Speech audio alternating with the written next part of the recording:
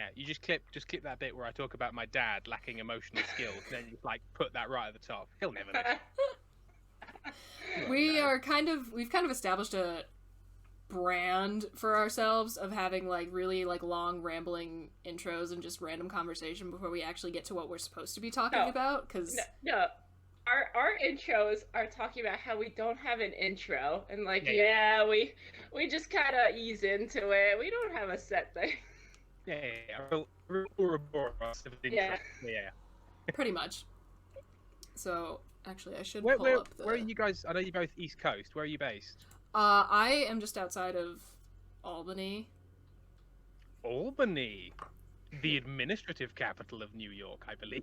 I hate this place. It's so lame. And she's a fucking Long Islander. Yeah. Right. What's the Long Island stereotype? I can't think of like New Jersey. Oh, it's Long Island. It's just an island next to New York, as far as I'm concerned. We're passionate about our bagels and pizza. So lacrosse is big here. Oh, that's a shame. Yeah, I know. lax bros take over this island. A lot of lax bros. Yeah. It's such a sort of fanciful sport to be bro-ish about. It really is. A little net on a stick. I apologise also. I get nervous, try and make jokes, and I might insult you because then you turn around and say, no, I love lacrosse. And I'm like, oh, shit. Oh, please, I insult myself every minute of every day. But that's fine. You can do it to yourself. When somebody turns up and goes, fuck you, less nice, less fun. Valid. Oh, speaking of fuck yous that you don't expect to be giving to people, I was listening to an episode of Stellar Firma, and I was sitting here on my bed, and then Trexel said something about snakes and how they're poisonous and scary, but some of them are fine and pets for some reason. And hold on, demonstration here. I look over to my left, and who is sitting in her tank but my pet ball python. Hey! As I'm sitting there in my Stellar Firma t-shirt listening to the episode. So. Oh, you're a little frozen there. Oh, I'm back. Yes, you're back. There we go. But yeah. There it is. Yeah, I was just saying that the snake is sort of also a little loaf. She is. Like a little French bread. She's a little croissant. French bread plats. And she's supposed to shed soon, so I'm going to put her back. Because she's probably not in the mood. You go shed in your tank. Yes. You pop in the tank. Also, how big is the tank? Because you're leaning right down, like you're getting it out of a sock drawer. That's what confused me. I was like, oh, she must be getting a snake. Wait a minute. Oh, also, I didn't check pronouns. What's everyone's pronouns? She, her. She, her. Cool. And you? He, him. Okay. There he goes. Yeah, no, I just did that thing where I always should check and then I forget. And then somebody has to politely tell me and I'm like, I'm so sorry. And then it's fine. I'm like, no, but it's not fine. It'll never be fine. I'll die with this shame. I'll think about this for like 3 weeks straight and then probably like every night when I'm trying to go to sleep. I remember when I stole a bubble kit that Gregory Topping won in primary school. I think about that on a daily basis. I'm full of shame.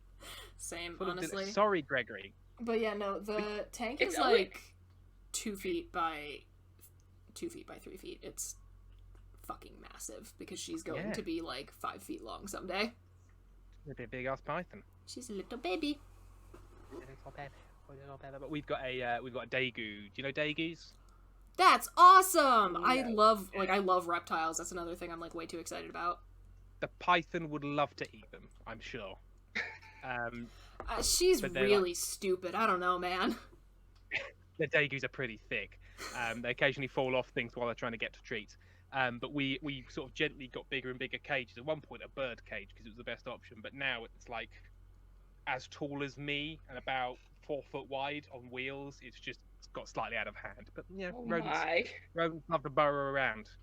But yes, it sort of started as quite a small cage, and yeah, one day it was the largest thing we owned. Isn't that how it always is?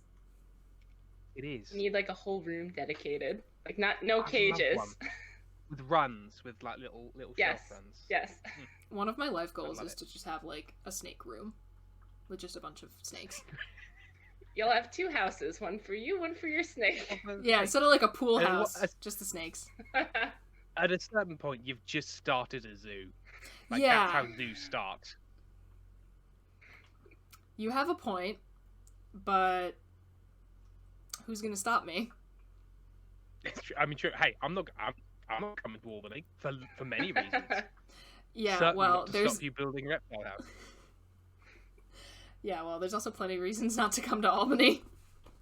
What's Albany's beef? What's wrong with Albany? Is it just tedious? Is it like Canberra? Take that, Canberra. So there's just like nothing. Like at first you see it and it has like kind of cool city vibes. I had like an internship in like the kind of like actual downtown area once, and like looking there and walking, I was like, oh, it's kind of cool. Like I feel like I'm in like New York for like New York City for like a moment. I'm cool and urban. You're not. Listen, but I feel like I'm like cool and urban and, you know, not living in my childhood bedroom. But in all those buildings, it's just fucking administrative, bureaucratic, just like absolute nothing. Like there's no nightlife. There's like a theater. Is it like Brick City? Like is it just like Does it have that like New England vibe?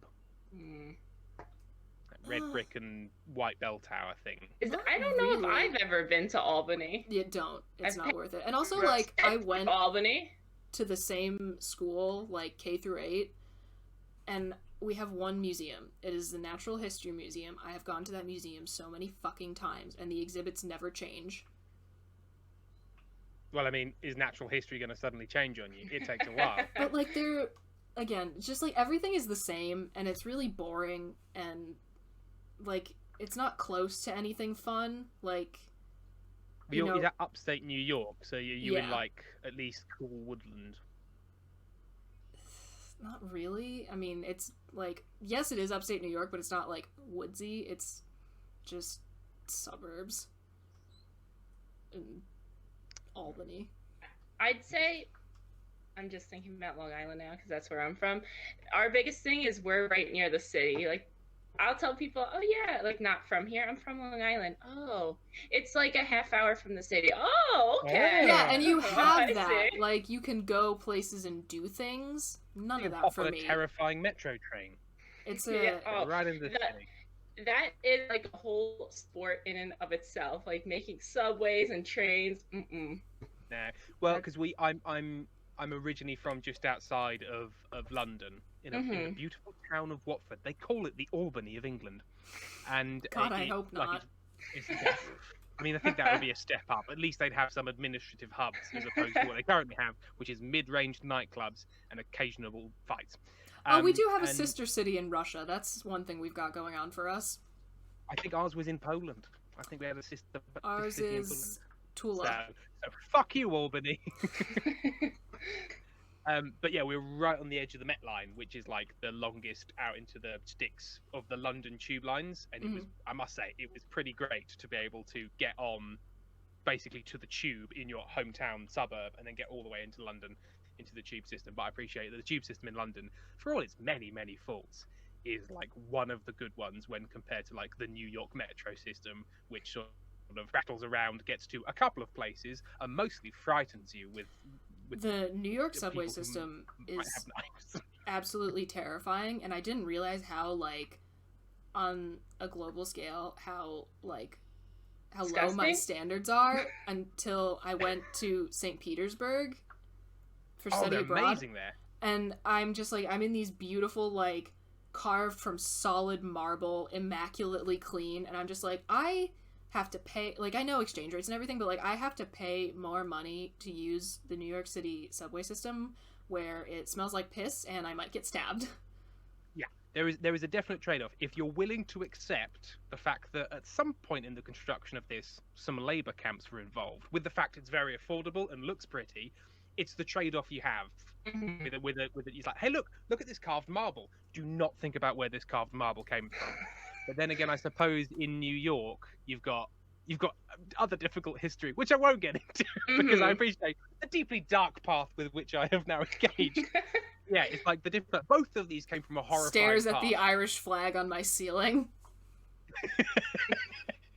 If you couldn't tell from my name, You know what? I don't know your second name. I only know Kelly, you, Bridget. Kelley. My middle name is Yeah, Rose. yeah, that'll do it. Yeah, absolutely. In the words of our Lord and Savior John Mulaney, in case you couldn't tell from the everything about me. Oh, you disappeared. I missed the punchline. The line cut out. In case you couldn't tell from the everything about me. I keep wanting to. I watch a John Mulaney stand-up special, and then I will want to make jokes as John Mulaney for about the next 2 days, but I can't get the accent right. Oh, it's a gift. The ability to which I have every single John Mulaney special permanently etched into my brain and can recall like exactly the pitch and intonation that he says everything just, like, with. Fill through those and pull it out. Yeah, I could just rattle off an entire one right now. Oh man, I love him so much. She's the one who suggested using the John Mulaney gif to get your attention that second time. Because I was like, John Mulaney cannot fail us. The man can't fail us. And also, if you go like 2 episodes back from this one, I start the episode by saying that I'm really anxious because I tried contacting you and I haven't heard back yet. And not to be like, and I'm like, I know there's so many reasons for this, but I also keep telling myself that this isn't going to work out because nothing else has at this point. And I'm like... Statistically speaking, this isn't going to happen. And I think it's really funny that people who listen to this in sequential order are going to hear that. And then 2 episodes later, guess who's here? This guy. We did something, finally. Dear. Just a slight warning. Generally, the connection is good, but I occasionally lose bits and bobs. So if I just sort of like nod politely, and then don't properly react to something you said, because I'm trying to play it cool about my slightly dodgy internet connection. Yeah, I gotta say, I can't stop the podcast every 3 seconds. The internet here is not. Did you say it again? We have a podcast ghost that like frequently visits us and like messes likes with to our do tech. like, yes. Oh yeah, I've met that cunt. What's the swearing policy? Oh, you can say whatever you want. Absolutely anything. I always appreciate being from England. We're much happier to say cunt than in America. I appreciate in America it's like, what did you fucking say to me? And in England it's like we yell it at people as we go past. It's all in good fun. I really do love the like Australians specifically, the way they just toss that around like it's nothing. Oh, the Scottish. I've my main improv partner in the group. Simon Plotkin. Shout out to Simon. He's from Scotland. He doesn't sound like it though, because he's from Edinburgh, which is the English bit of Scotland. Many people will be very cross at me saying that, but we all know it's true. And he has basically no discernible accent unless he wants to, and then he can turn on like the really thick frightening. But he used to have a stand up a bit about how if you're in Scotland and someone calls you a cunt, it's okay. It's like, hey, you cunt, friend. If someone called how, you're in real fucking trouble. Like your grandma would say, oh, the poor wee cunt. But if somebody says, all right, pal, that's the level. If they don't swear at you, that's when you run. That's like when someone says like, this is like the American South. If someone says like, oh, bless your heart, like, I mean, fuck you. You better feel bad. Thing is, I'd be like, oh, that was nice. Oh, what a nice person. Yeah, I mean, I try to avoid crossing the Mason-Dixon line when I can. Yeah, what's the other one? Lots of calling people darling when what you mean is shut up. Yeah. Like, oh, darling. Like, yeah, okay, I understand what you mean. Stop speaking to me. One of those in England. I don't know. I think we're more direct. No, I'm trying to think if we've got. I'm sure we have got one, but I've got podcast stage fright, and I can't think. Yeah, it's all good. No, I'll come back to it. I'll just yell a word. That's fine by us. Quick dip into and when you world yell it out, news. that's the part where it's gonna cut out, and no one will ever know. Yeah. I was gonna say, quick dip into world news. How's everything in the UK right now? Oh, cracking. Oh, Mate, it's great. Love it. Love it. We're in the weird position of because we've been fucking stuff up really, like, solidly for the past 200 years or so. But more recently with our current government, God bless him. You know what? That's ours. We say, God bless him. And by that we mean I like that. the sea. Let's just say I disagree with them strongly on almost every issue. But despite all that, we're somehow doing slightly better than some of our neighbours in terms of like getting vaccines out there and doing stuff like that. So that's like our one thing at the moment, is that we're vaccinating people pretty quickly. I think despite I think it's a good on the NHS on that particular one. So we've got that one thing going for us at the moment, and then everything else is horse shit. And yeah, unaccountably, he's not that unpopular. I don't get it. I don't understand, and it makes me sad. You hate to see it. You hate to see it. You hate to see someone you despise with your very core sort of bumble his way to remember Churchill, and then everyone votes for him. I don't get it. I don't get it. But yeah, and currently we're just in a mixture of both sad and gleeful memes about the recent death of one of our royal family, because people either hate them or think they're the best thing since sliced bread. Yeah, see, I found out about that not through any official news outlet, but because I went on Twitter and people had already started up with the John Mulaney killed Prince Philip jokes. What was the connection there? Okay. Did he do a bit about Prince Philip? Okay, here's me showing off my perfect John Mulaney accent, by the way. So there's a bit where he's talking about how his mother would blame him for things that happened on the news. And he goes like this, he goes, "My mother would blame me for things that happened on the news. That is true. She came into my room one morning and said, 'I just heard that Princess Diana and her lover, Dodi Al-Fayed, have been killed in Paris, like I had something to do with it.' And I said, 'Mother, I've been here all night. The TV's warm. You can feel it.' Luckily, I had a good alibi since I was in Wisconsin and 12, but his callback didn't line up. Someone did the math. Didn't line up to the exact age he was at that time. So someone said, 'Oh, John Mulaney killed Princess Diana,' and that became a whole meme. So, Prince Philip bites the dust. John Mulaney. It is hard. It's hard not to draw the line, and I expect your true crime podcast, The Mulaney Files, to have a deep dive on this very subject. You know what? I just thought of the bit that I keep on referencing from John Mulaney. It was when he's like, "And you saw that kid hit that other boy, but I was on. But I was over on the bench. Yes, and I was over on the bench. But I was over on the bench. In Nazi Germany, you'd have just stood. I was on the bench. Yeah, that's the bit I remember. And then my mom said, 'I made a salad with craisins.'" He drove into a McDonald's. He ordered a black coffee without sugar, and then he drove away.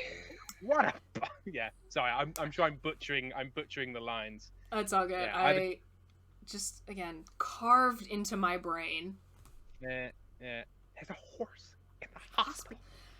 Nothing ever made more sense to me than that. Like, as a person who voted for the first time in that election and hadn't really, like, paid attention. Your fault. I mean, put two and two together. You hadn't voted before in another election. You voted in that election, and then this all happened. That's First of all, that's how Greek philosophy works. Aristotle would agree with me. He absolutely would. But no, I didn't vote because I was, like, in 8th grade. Okay, well, I mean, surely that, demonstrates a lack of political dedication on your part. I mean, yeah, but I am but a child. Sure, but yeah, I voted loads in your election, and I'm not even from there. So if I can make the effort, what about you? Yeah, think about that next time you're in Whole Foods. What do I mean by that? I'm just trying to think, like, what implies that you're sort of like vaguely apathetic in your life. You're in Whole Foods. Why would that? I mean, a little. I don't know. A little. Trader Joe's means you're on the ball because you're looking for the deals, but you're not. Oh, stuck I love up Trader about Joe's. I love. I've never been. Target. I love the idea. You've never been? No, they don't have them over here. We have Costco. Well, over here we love Costco. Costco is like a real treat because you don't really buy in bulk in the UK before Costco came over. Mm-hmm. And then I remember going in there, and it was like, this is a shop, and they've got 1,000 liters of corn oil and also a trampoline. I fucking love it here because I'm 8.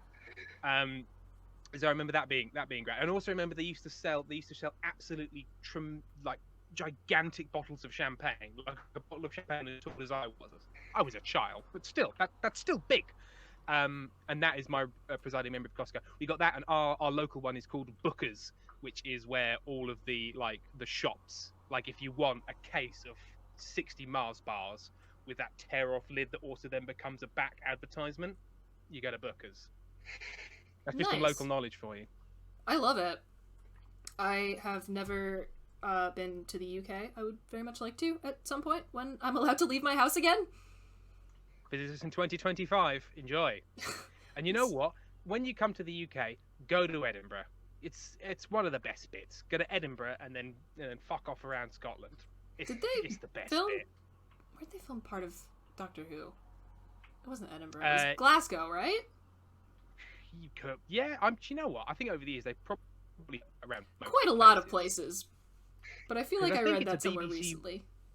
I think weirdly it's a BBC Wales production or a BBC Bristol production. It's over that side of the country, so I imagine there was, because it used to be the case that it was filmed almost exclusively in quarries, because they wanted like alien landscapes on the cheap in like the 70s, and so they would just go to there was like a quarry they used to go to, like Star Trek, where they I was literally just about to say that. One quarry in Nevada somewhere. And they were like, just fucking do it all there. It's fine. Put a filter on the camera. That's all we Get need. into that weird lizard costume where you can see the joins, and then we'll have William Shatner fight you incredibly slowly, just so slowly. Love that. He telegraphs his punches. I've always said that about Shatner. I do love the original series just because I have like ridiculously old parents, so like my dad showed me a lot of the original series when I was a kid. 240 years old. Okay, well, today is my birthday. I am 23. My dad is 70.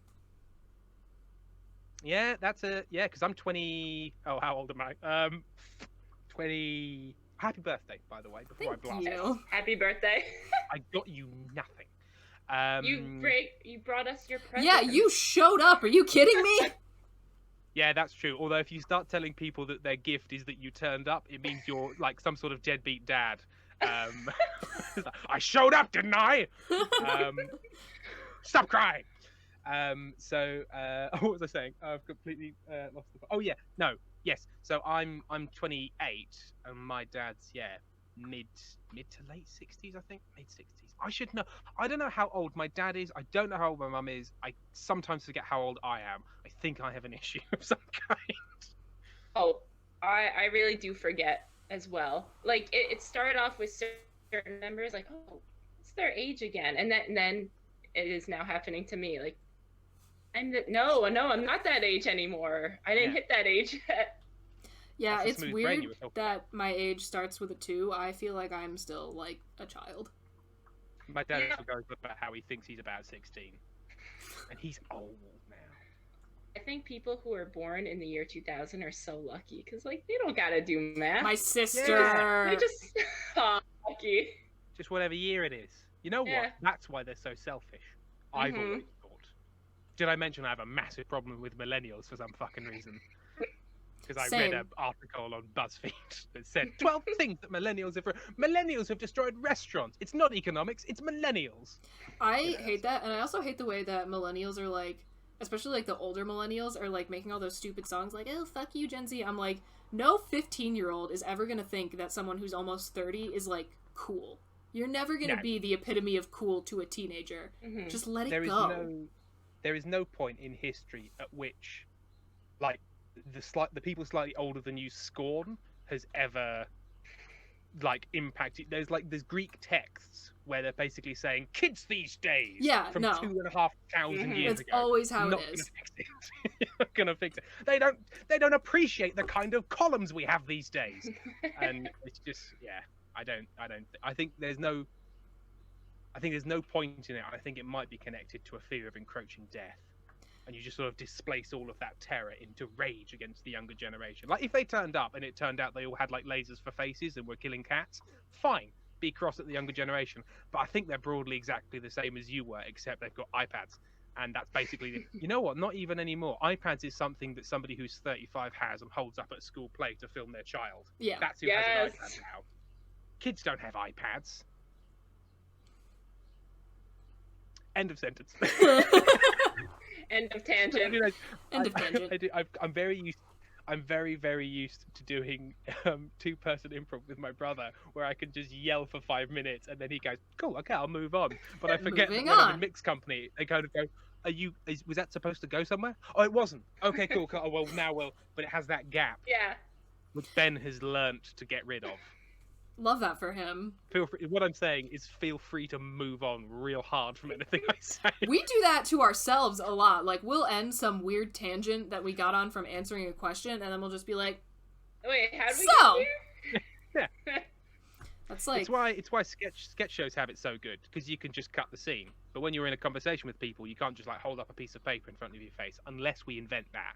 Call it the scene ender, and it's like a little piece of premium card that just says like "over now." That would not be the first invention we have come up with on this podcast. We've come up with quite a few. Have you got a link to the patent office so we can really lock this shit down? No, honestly, we post it, and one of you viewers, listeners, can just steal it. So we really need to get on that. Bad business. We should get on that. Bad business. I think I've gone slightly out of focus. Let me just do my old. Look at my hand. Now look at my face. No.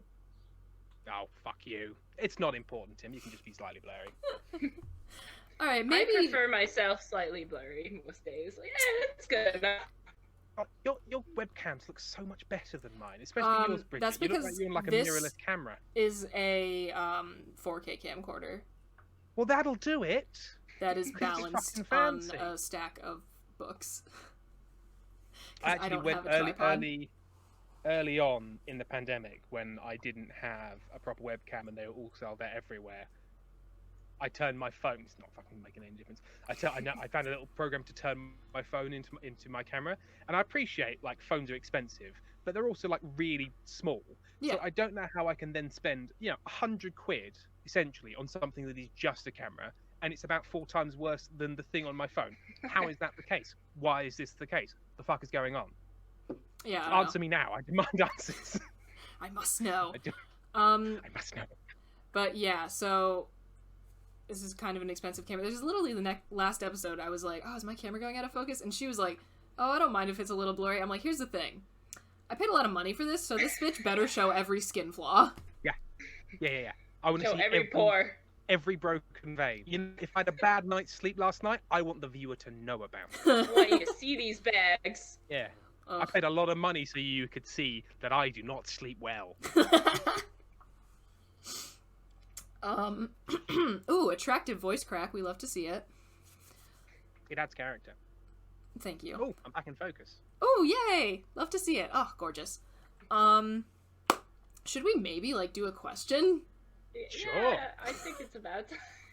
I think we've been going for 37 minutes. It's time for a question. Oops. Hopefully we're not wasting too much of your time. No, hey, I mean, literally, the only thing I either have to do is make dinner. So, okay. If Amy... the point at which we have to stop is when Amy starts banging on the wall with a broom because she wants roast potatoes. Love that. Wow, a queen. Okay. Yeah. So first question. If you were able to dig a hole through the earth and jump into it, would you fall all the way through, or would you stop midway at the core because that's where gravity is strongest? I think hang on. I barged in. What does the room think? Do I look like I know? I have no idea. I'm an idiot. I think they answer this question, and if anybody has listened to the Tim and Ben do science episodes, I'm literally thinking about that right now. I'm very good at science. The problem is, I am actually quite well read. I just have a really bad memory, and I enjoy having fun more than being right in the moment. Afterwards, I'd much prefer to be right, but in the moment, I enjoy. So I get a lot of stick for not knowing how anything works. But I listen to so many science podcasts, and listen to so many history audiobooks, and I just have none of the facts at hand. But I believe that you would you'd die for a start. Okay, You wouldn't get to that experience, aside. but we're putting it outside. Aside from the pressure and the heat, we all get it. Lava. Yeah. Sorry, magma, because it hasn't come out of the ground. I went to university for 3 years. Can you tell? So you go to the center, and then you probably go past it. You'd be going pretty fast at that stage. Terminal velocity would have what's the terminal velocity of a human body? Fast. Oh, Real fast. fast. A lot. Over 100 miles an hour. Like loads. So you'd sort of you'd go past, and then I believe you'd sort of one more into the center, because it's about the center of mass, and the density of the Earth is most of the center. So yeah, I think you'd end up in the middle, a sort of a pulpy, melty ball in the middle. Okay, I buy that. Yeah, I mean, like when you put it that way, it does make sense. The question should be rephrased as what point, there are 2 points. Like, what point do you die as you're, jumping into this hole? And, at what point does your body then experience all that? I don't know what point, you would, burn up, though. You'd die like a mile, because the mantle is quite thin. It gets pretty hot and heavy into the Earth pretty quick. Is hot and heavy the right phrase? No, it's not. It's We're going to use it anyway. Getting hot and heavy with the thrust. Yeah, it gets pretty because call it thrusting forces for a reason. Yeah. Tectonic plate humor. Kabam! Use that on your next date. Hey, baby. Yeah, because the fact that the Earth can crack open and you can literally look down and see lava at certain thin points in the Earth means that it's pretty close. Like, you have hot springs that are heated by terrifyingly hot rocks. That's right at the surface. So yeah, I think you'd die pretty quickly. You'd cook pretty quickly. Yeah, I mean, you're right. But this is just a sort of if you could do this. Oh, so we're saying yeah. We can somehow. They get a really cold shovel, really cold drill, just right through the center of the Earth. We've invented a cold drill. They said it couldn't be done. Well, you know what? They probably do that when they're drilling down. Probably part of it is finding a way to effectively cool the drill, because not only is the drill getting hot, it's also getting hotter around the drill. I mean, I'm also just processing all of this as a person who almost failed physics. Oh, I abandoned physics immediately, the quickest I could. I didn't even take it. I'm like, no, my brain cannot do it. It's got maths in it. Fuck it. Bridget, why do we ask, off topic, but why do we ask so many science/math questions when we are not science/math people? Because we don't know the answer, and our stupidity provides content for the people as we argue about what potential wrong answer we are backing. Right. Well, unless it's like a proper science documentary where you've turned up for the right answer, being right is tedious. Yeah, it's not fun. No. And that's why we elect the politicians that are most likely to be wrong for the entertainment value. That's right, satire. Kaboom. See, here's the thing. That'll take them down. As a person who's living in the United States, it was funny for 2 months. Yeah. And they're like, oh shit, you do policy as well. Oh yeah, okay, cool. Oh, you get to draw the boundary. Oh shit. Yeah, okay. Yeah, I'm like, oh, okay. And it just stopped. At first it was hilarious. We're like, oh, look at this idiot. And then it just kept progressing, and we're like, it's like that, this is fine. Yeah, the this is fine dog. Around him. That's how it was for. I suppose it would have been much better if and let's not name names, but the party that has an R at the start of it, you know who I'm talking about, was like, this guy's a prick. It'd have been fine, but when they were like, well, we all think he's a prick, but let's just, this does mean we can do tax cuts and stuff. So they're like, yeah! And at that point, because of your fun system, as soon as they're on board, you're pretty screwed. Because you could have just, yelled things for 4 years and not got much done. But, yeah. Some people were on board that probably shouldn't be on board for reasons that I'm not entirely. I'm sad now. Quick other tangent. When he got COVID, my mother came into my room, I was still asleep, and she just shook me on the shoulder very gently, and was just like, Bridget, 45 has COVID. And then let me drift off back to sleep. It was wonderful. And then you had the most peaceful sleep ever. Yeah, and then...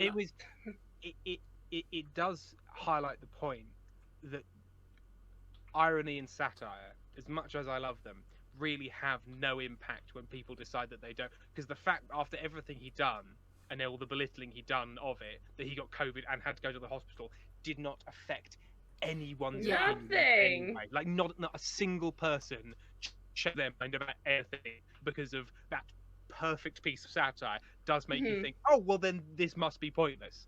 Because if that didn't do it, then this simply must be pointless. What will? Yeah. So unfortunately, that's what I took from that story. Yeah. The memes were prime though. Prime memes, but yeah. But at what cost? We need to turn memes to vote. Can we start a memes to votes campaign? And then once we started that, can we work out which weight of memes will win? Because you've got to consider the memes of the other side. Are they more memey? Is there more memetics happening? There's a whole subreddit called The Right Can't Meme, and it's just really shitty right-wing memes. Are they bad at memes? Oh, they're terrible at it. Yeah, they have one joke. They have like one shitty joke about how, like, you know, is it about liberal cucks that I've heard so much about? They have like one shitty joke about how, like, you know, trans women aren't women or other disgusting bullshit that's not true. It's a strong joke. It sounds like a great joke. Well done, everybody. Yeah, it's just that over and over again. Like, get some. First of all, get a better joke. First of all, fuck you, and second of all, get some better material. Yeah. We can all agree that the baseline of this interaction involves the phrase "fuck you," but beyond that, also have a better joke form. Yeah, you know? Do better. Even if this was a proper joke, which it isn't, it's just hate, it wouldn't be a good one, and that's a bad place to start from when you're looking for prime memes. Yeah, and I really don't think we would be in trouble. I think part of the memes of the two sides is that I've seen like very liberal memes that like make fun of our own side, and you gotta like, you know, be able to do that. Yes, but the other side, they can't do that. There's no self-awareness. I suppose you have to start with a lack of self-awareness. Yeah. I don't want to be a centrist, because I'm not. Although it's fine if you are. Is it? I don't know. Let's not discuss it. Because I don't know the answer, and I will get into trouble. And I also just watched a terrifying Adam Curtis documentary. The upshot of which was like, mass movements like communism align the population to a single cause, but almost always end in mass murder. But then individualism doesn't tend to involve mass murder, but involves the destruction of the self. And those are the two options. Anyway, the documentary's over now. So go home, I suppose. Think about that. What am I supposed to do with that, Adam Curtis? It's very good. It's called Can't Get You Out of My Head, and I thoroughly recommend it if you want to be thoroughly depressed. Well, I already am anyway, so don't worry about it. You've already hit rock bottom. At worst, you're gonna bounce. It's just Tuesday for you. You know what? I've distracted myself with my own tangent. We do that constantly. What was I saying? I was talking centrists. Nope, lost it. Don't worry. You know what? It was probably ill-informed bullshit anyway, so we're all fine. Nice. Do we have anything else to say about what would happen if you jumped through the earth? I think we've covered it. Let's go another covered question. Every base. You know what? About the time that Tim starts to talk about centrism, a topic which he's tremendously unqualified to talk about, it's time to move on to the next question. I enjoy the way we get from point A to point B here by like traveling through point F first. Yeah. The ping pong method. Yeah. You know what? Actually, if anybody wants to learn more about English politics from somebody who knows about it, follow Matt Ford on Twitter. He seems to have the right idea about some stuff. Noted. There you go. He's a comedian. He seems nice. Love that. Okay. So the next question I have is technically a two-parter. The first part is, what would be the quickest way to show aliens that humans are intelligent? That we're intelligent? Yeah, like, we can't, like, necessarily communicate because we don't, you know, speak each other's language or whatever. We don't talk about our politics. Yeah. Yeah. We keep that away. Put that to the side. What's the second part of the question? Do you want us to? We're gonna do the first part and then do the second part. Reveal the compartment. Is the second part going to be some sort of gotcha twist? No. Okay, cool. I just want to know what I'm dealing with. So, what's that film where that lady teaches learns the alien language? Oh, do you know the one I'm talking? Is it called Contact? Not Contact. The one where the big egg comes out of the sky and the horns go bwah, and then there's like a big glass panel, and she's like, "Look at this shape," and they're like, "Shapes," and then she understands the language. No. Oh, it's not Wait, that old. was it? Oh, it's recent. It's very recent. Oh, Do you know who's in it? A lady. She's a very good actor. And some aliens. Oh, bloomin' fuck. What's it called? You know what? And the rule is you're not allowed to Google something whilst you're on a podcast. Oh my god, we do it constantly. I'm fucking Googling it now. What would I Google? What would I? Alien language. Lady in Alien movie. Learning alien language film. Can we? Who said you're not allowed to Google something on a podcast? Arrival. You know what? It's called Arrival. It's very good. I probably in there. There's a podcast called in fact, it's Stop Podcasting Yourself and Jordan Jesse Go, and on both of those, they prefer not to Google things and just tell people to get angry at other people who aren't them, and also not to tell them the answers. Which is because the thing is, if somebody on a podcast doesn't know something, they are then going to look it up themselves. So there's no point in ever emailing the person on the podcast to say it was this, because A, you're the 800th person to do that, and B, if they cared, they'd have looked it up when the podcast was over. But the point is, the film is called Arrival. Noted. So, and you know what? Do you know why I wanted to talk about Arrival? It's because I wanted to put it to one side. So I've taken a lot of time to remember a film to say to put it to one side. Because in Arrival, the way that the aliens kind of know we're intelligent already, and they want to tell us something about the future. I can't remember. As one does. But it's all. Sorry.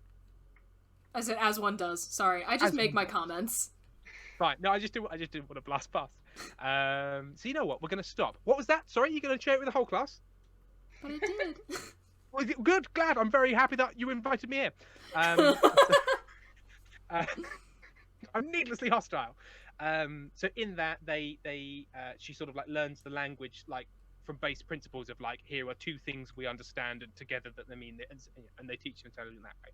So that seems very complex and sort of academic. So let's put that to one side. I'm glad we dealt with Arrival. So what you'd have to do is like it would have to be physics, wouldn't it? It would have to be some sort of universal constant, because physics works everywhere. So you have to sort of like find some constant that would work for everyone and say, hey, we get this. Like at the intergalactic version of like a dinner party where you're trying to show the other people there that you actually, are smart and cool, and know physics. So you have to find some sort of universal constant that wouldn't be affected by like language. Yeah.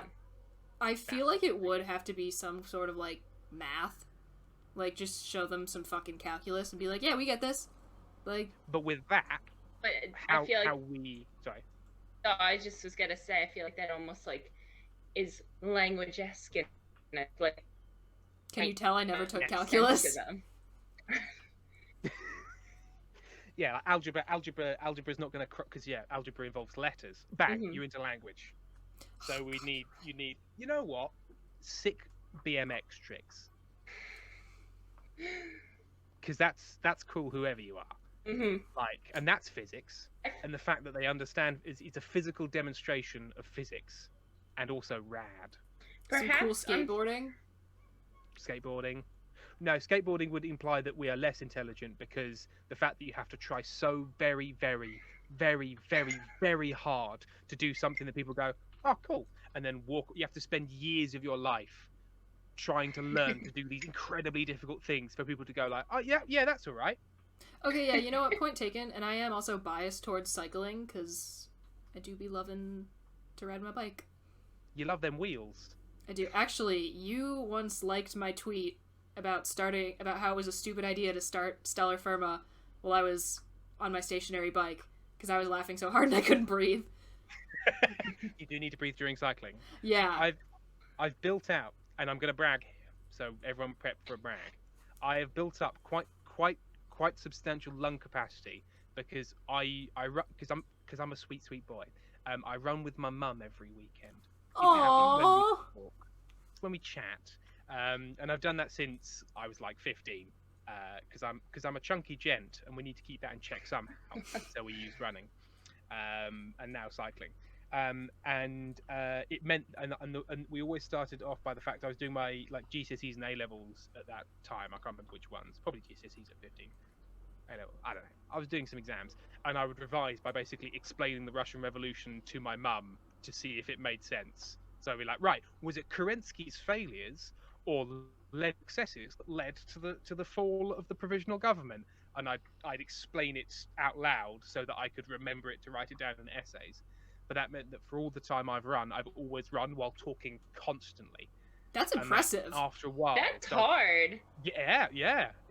I started off by running very slowly. So now I have the ability to talk solidly and run at the same time. And I then did some singing lessons. And the person was like, "Why do you have such good lung capacity? Do you do sports?" So I was like, "No, not really." And I think it's because I never shut the fuck up, even when I'm running. Valid. So I have very big lungs. Like I've got not very bad asthma, but I've got asthma that sort of put me into the reviews a couple of times. And yet I always do the peak flow stuff, and they're always like, "Fucking hell, what's going on here? Your lungs don't work properly. Why are you hitting that high?" And I think it's because I don't shut up. Yeah, see, I mostly... And that's how we prove the aliens were intelligent, because we can talk and run. Ooh. Yeah, most of my biking is done by myself, because it's either that or with my parents, and I go way faster than them. So I don't actually, like, cycle and, like, talk to people. That sounds nice, though. I'd love to do it. Someday. It's you got to have the right running partner. Somebody who's willing to listen to your bullshit whilst they're trying to run. Oh, running is awful. I never do it. I never run unless I'm being chased.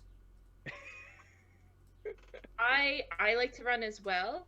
I will equate, like, I go back to the gym now recently, and you have to wear a mask. So I will say running with a mask is very difficult because I'm getting back into running, so my lungs are probably shriveled up, but they're not where they used to be. And putting a mask on top of that, yeah, I feel like that doesn't help.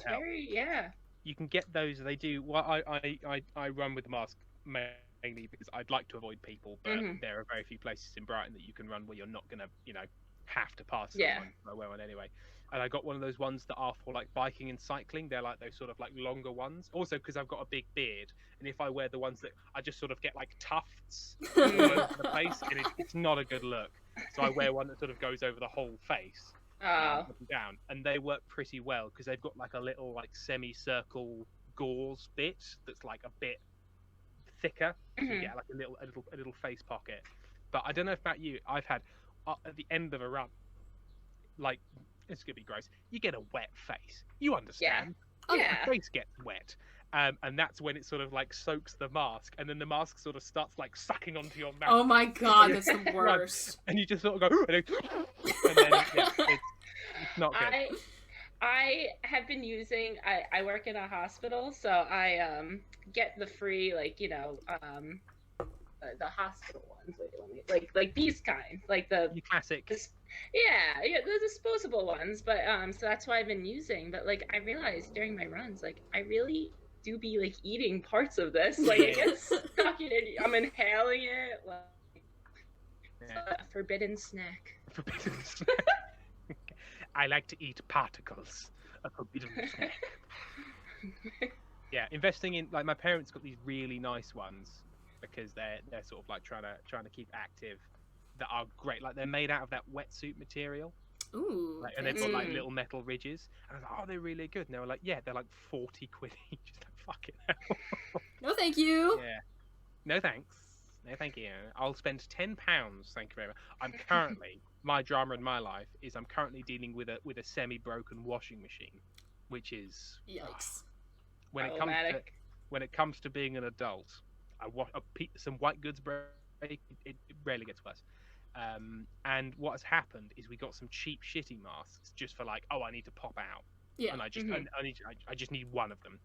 and you do wash them, and it disintegrated and got sucked into all of the bits of the washing machine. Oh, and no.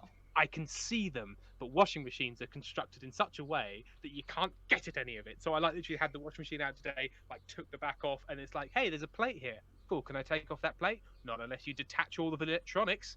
Well, why the fuck would this be the case? It's a filter. I'd want to get to the filter. So I spent, yeah. So buyer beware. Cheap masks will cause to have to spend 150 quid to get a plumber out to fucking take off. Because it's like, I could do it. I could take it off. But will I make it worse? Would I hook it back up together right? I don't know. And when a washing machine goes wrong, it goes wrong big time. So I think I'm gonna have to somebody to repair it. I don't have enough money. Donate to my Ko-fi so I can repair my washing machine. To bring it back to capitalism, as it always has to be. Gross. But also, yeah, I feel that, especially because I am an unemployed bastard. You bastard! I always thought that. Bastard. So you work in a hospital, Maddie? Mhm. Yes. What do you do in the hospital?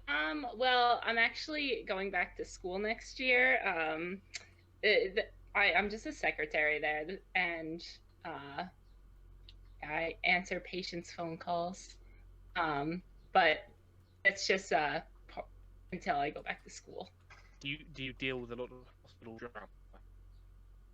Yeah, actually, there's a lot of. Is it sad drama that I shouldn't delve into? No, I mean, like, the sad part is, like, patients, like, sometimes it doesn't always end up well, but, like, I'd say, like, there's a lot of beef between, like, nurses and doctors, and it's always the nurses.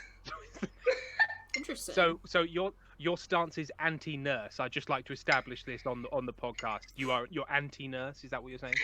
I'm not, because I realize there's, like, many of the. It's like, yeah, all right. Oh, Bridget. Oh, hey, you're back. A lot of them though, like, how do I put this? Like, support the horse that was in the hospital, and I don't know how you could do that and be taking care of people. I was very just like I was very concerned where this was going when I said, so you don't support nurses, and your immediate response wasn't like, no, obviously I support nurses.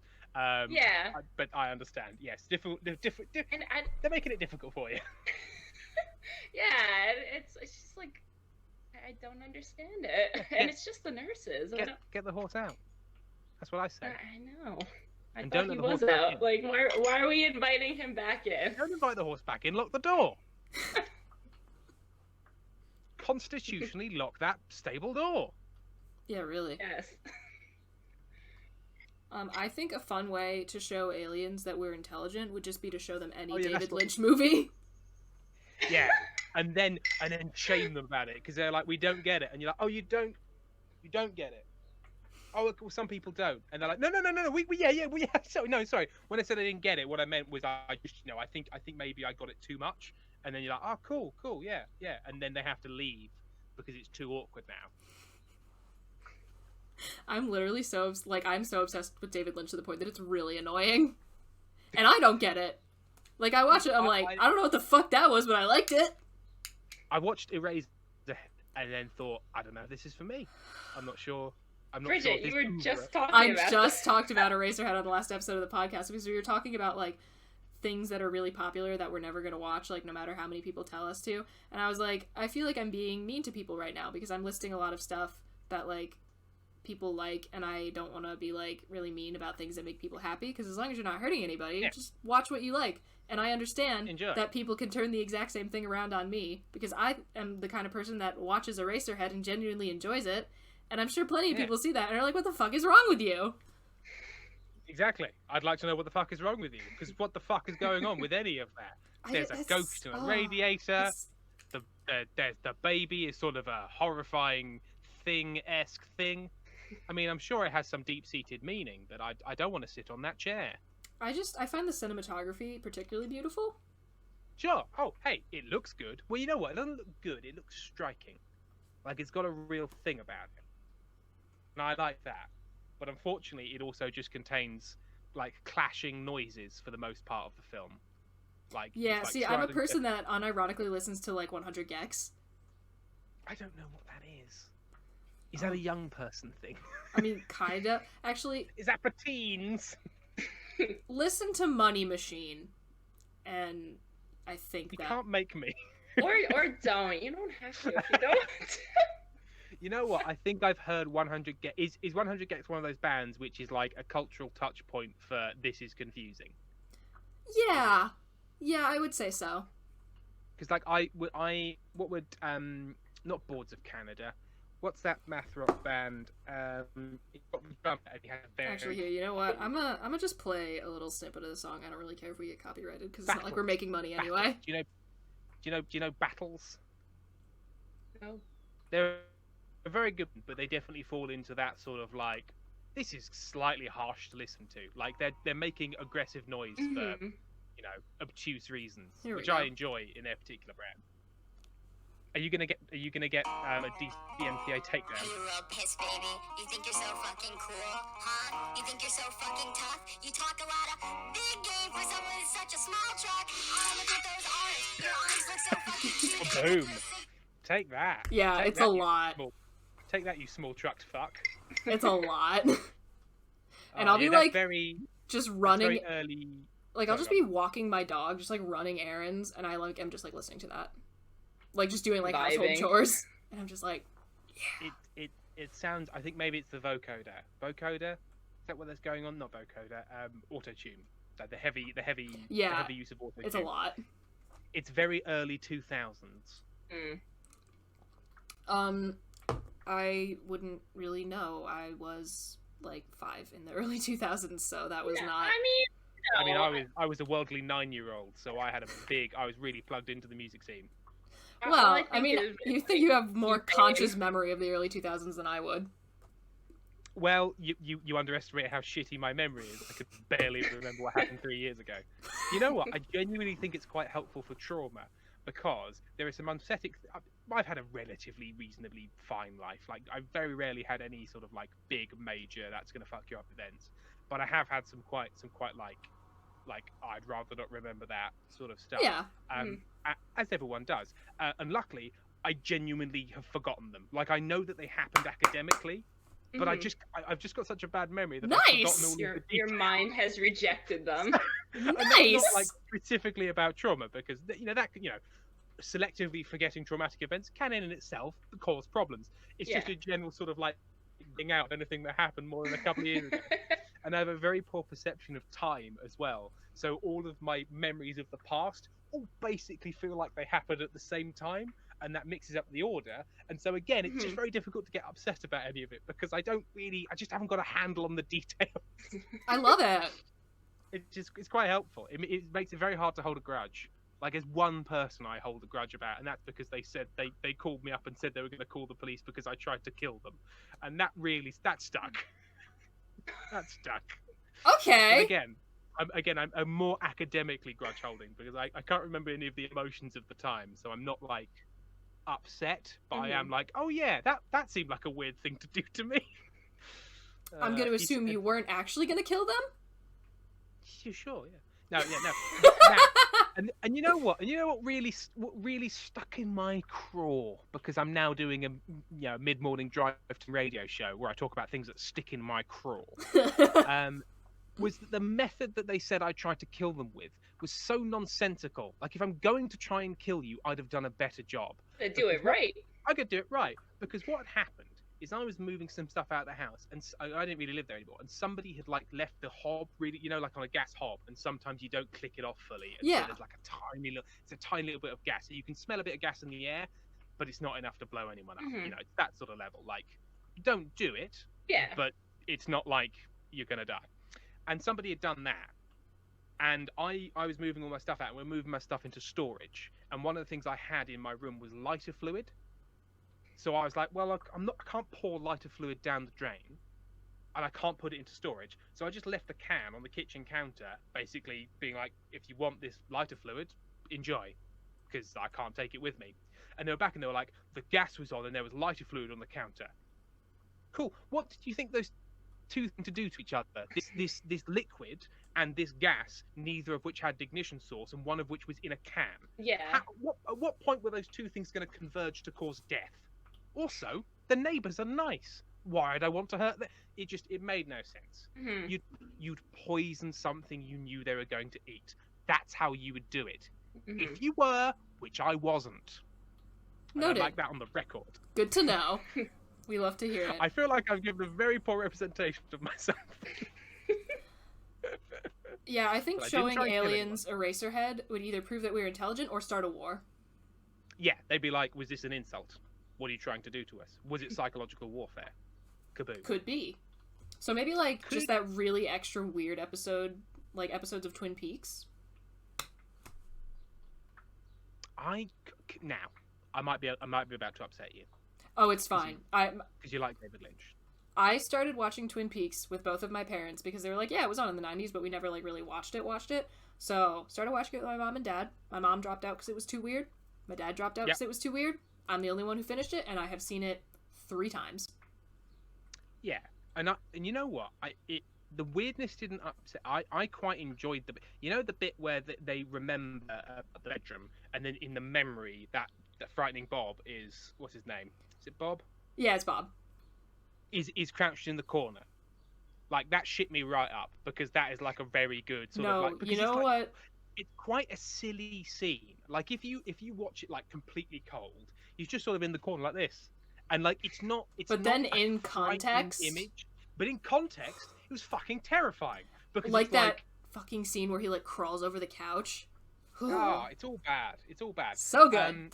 And I was, when I say bad, I mean I do mean good, because I'm a teen, and by bad I mean good, and by sick I mean great, and by rad I mean deeply irradiated. So I enjoyed that, and I think I just fell off of it, and I don't know why. Like, I enjoyed everything that I saw, but I think I got this strong feeling that it wasn't building to anything that I could grab onto. Like, I felt like these are lots of interesting weird things, but I didn't feel that at any point anybody was going to do anything where I was like, oh, I see what the point was. Yeah, and I think that is why some people kind of fell off with it, but also because, like, the first season, possibly one of the most perfectly executed seasons of television ever, in my opinion. But then they, like, didn't know how to handle the fact that they were successful because, like, you know, David Lynch had never done, like, a TV show before, and I can understand why it, like, fell off and why people kind of, like, were like, eh. But that's a whole nother episode I could go on for literally fucking days. Well, I think wasn't the case that one of the reasons that... Don't tell her what the reveal is. I'm making her watch it with me at some point, but you're right. This one, yeah, so the thing that happens far sooner than it should have... was because of network pressure. Because of network pressure, which is fair enough. That's not David Lynch's fault. If the network was like, do this or we won't put the show on, then you've got to do it. So I get that, but yeah, I like the shit with a log. Just that lady. Oh, I love the log lady. Here's my little Funko Pop of the log lady. You got Funko.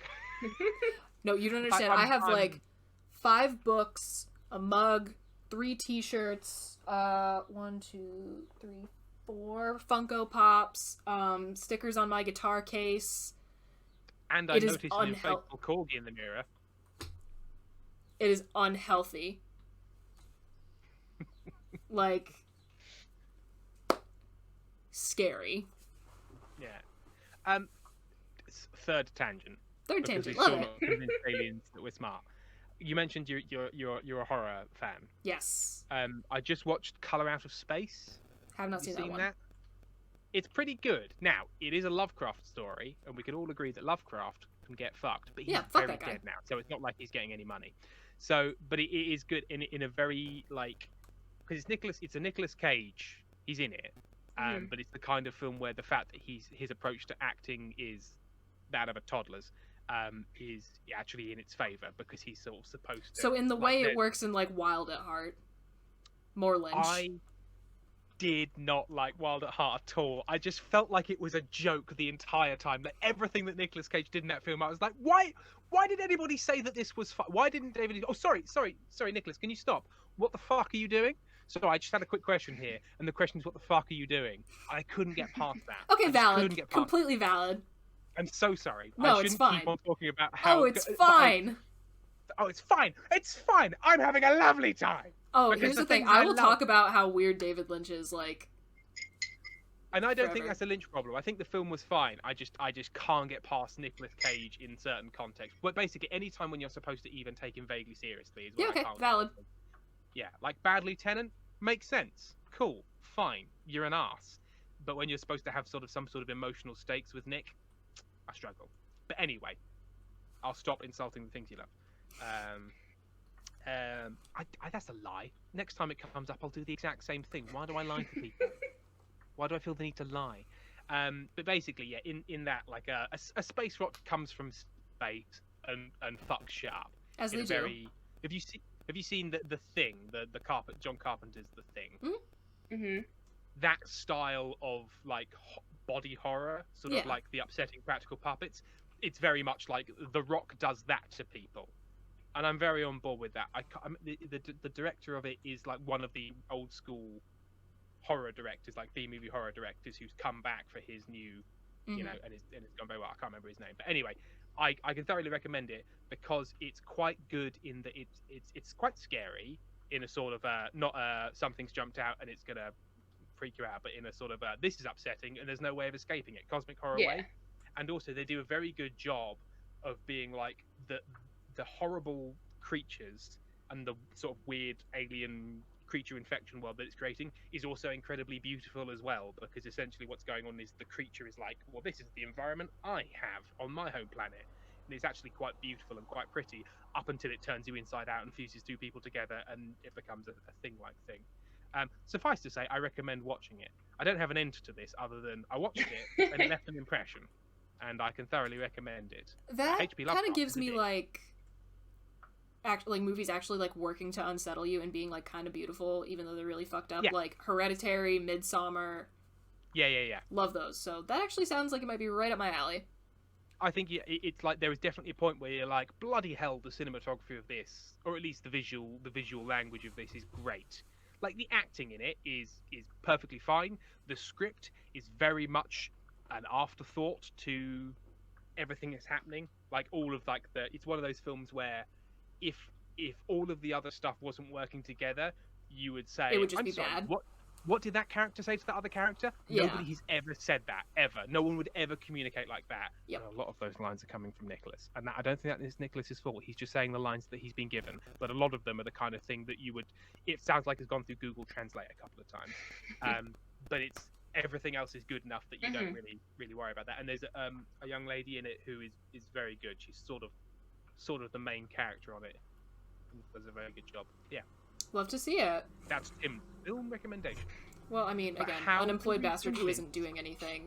I can watch as many movies. Yeah, and it's on Amazon, Netflix. It's on one of them. It's on a streaming site, so you don't have to rent it. Love that. So do aliens think we're smart now? Is that what? I hope they do. But here's the follow-up.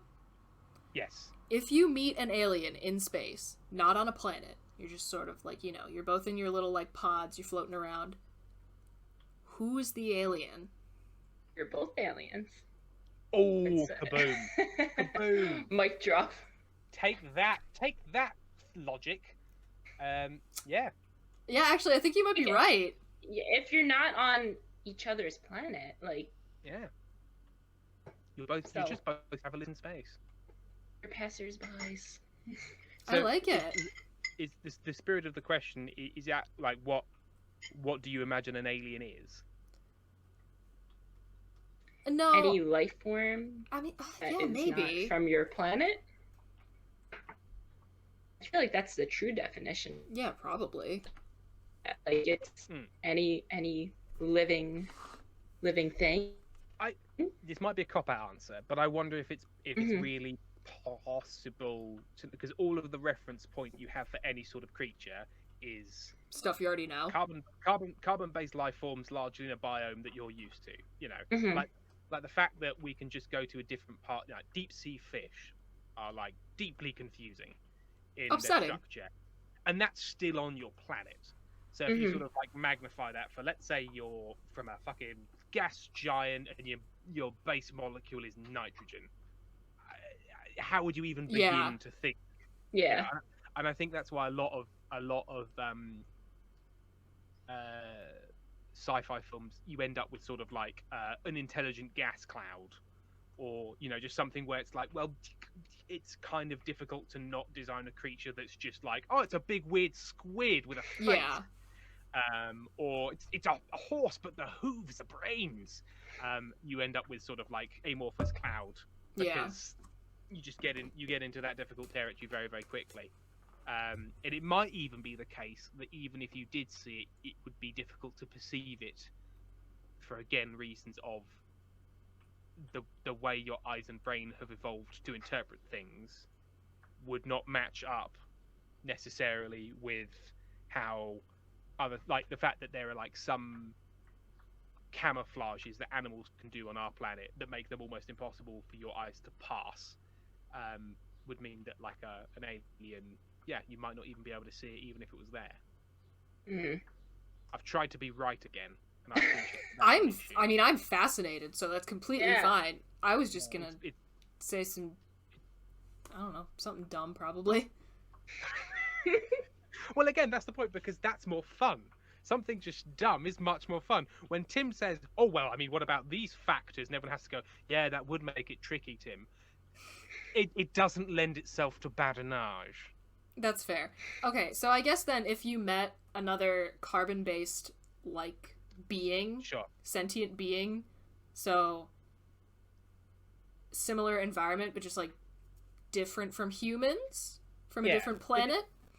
It'd probably be four-legged, wouldn't it? If we're talking about if it's on land. Probably. It'd be, because like we're quite unusual in our bipedalness, aren't we? Like, what's the other? Are there other bipedal things? Like chimpanzees are partially bipedal. Yeah, I think we are pretty. We're kind of the only ones. I don't think it's anything else walking two legs. So, So space horse is what we're saying. Essentially space horse. It's a space horse. You both meet up in the cosmos. Who's the alien?